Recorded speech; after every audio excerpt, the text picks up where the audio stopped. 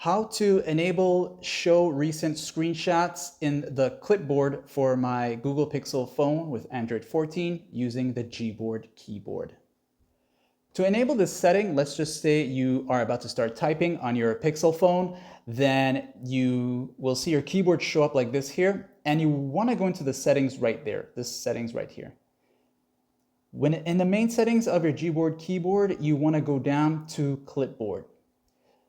And here now, even though you had these two enabled, you also want to turn on the one that says Save Recent Screenshots. As you turn it on, you will be prompted to allow access to your media and photos, so you have to give it permission so that every time you take a screenshot, it's going to save it in the clipboard section.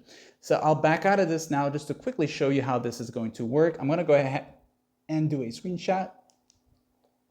And you can see now this is my screenshot here. And when I go into the clipboard itself, assuming that you did turn on your clipboard recently, you will now see the screenshot here. And of course, a screenshot can only be used if the app allows to paste the screenshot, okay? And also be sure that your clipboard was already on before doing that there, like and so.